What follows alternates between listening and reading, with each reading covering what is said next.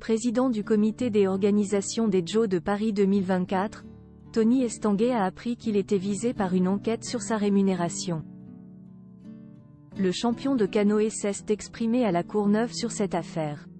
La suite après la publicité. Vendredi 26 juillet 2024 démarrent les Jeux Olympiques à Paris, une manifestation de grande ampleur et coûteuse que les organisateurs souhaitent la plus grandiose, notamment pour l'ouverture, et réussie possible.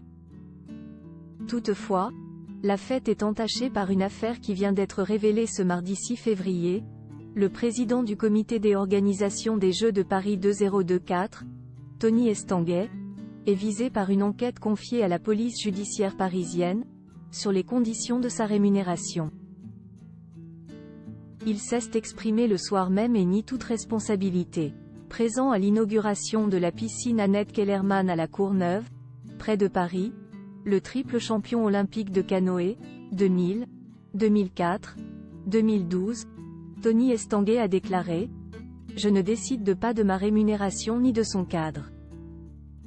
Il a ajouté « Je fais confiance à ce qui a été décidé à l'époque, en 2018. Parenthèse ouvrante. Parenthèse fermante. Le système qui a été décidé, c'était que je ne pouvais pas être salarié et qu'il fallait créer une structure ad hoc qui facture chaque mois au comité des organisations. » Tony Estanguet, père de 3 enfants, a perçu une rémunération annuelle de 270 000 € bruts jusqu'en 2020, selon des chiffres communiqués par le comité des organisations des Jeux Olympiques, COJO, dès 2018, année à laquelle il a pris ses fonctions. Cette rémunération était ensuite susceptible d'évoluer dans une limite de 20%, en fonction de certains critères de performance, avait précisé l'instance à l'époque. Mais le montant de la rémunération n'a pas bougé depuis, a assuré le directeur général délégué du COJO Michael Aloiseau. Le comité des organisations des Jeux Olympiques, étonné par l'affaire Estanguet, sollicité mardi par l'AFP, le COJO, faisant part de son étonnement à l'annonce de l'ouverture de l'enquête, a argué que le cadre de la rémunération du président du comité des organisations était très strictement encadré. Il a en outre rappelé que son patron n'était pas salarié du COJO, une association de type loi 1901 financée à 96% par des fonds privés et qui bénéficie d'une dérogation, le caractère lucratif lui ayant été confirmé par un rescrit fiscal. Ce statut implique que ses dirigeants ne sont pas soumis à un plafond de rémunération, a-t-il ajouté.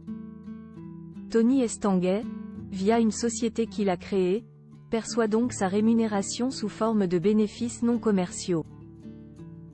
Le COJO a aussi fait valoir que la rémunération de l'ancien sportif a été décidée et validée par le premier conseil des administrations du comité des organisations le 2 mars 2018, qui a statué en son absence, de façon souveraine et indépendante. 3 enquêtes financières distinctes en cours sur les Jeux début 2021, 2 rapports de l'Agence française anticorruption, AFA, sur l'organisation des Jeux, 26 juillet au 11 août, notaient des risques d'atteinte à la probité et de conflits d'intérêts.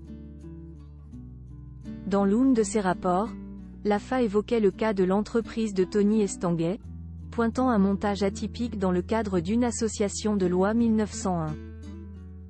L'organisation des Jeux Olympiques et Paralympiques, 28 août au 8 septembre, de Paris fait déjà l'objet de 3 autres enquêtes financières distinctes, notamment pour des soupçons de favoritisme et de détournement de fonds publics lors de l'attribution des marchés.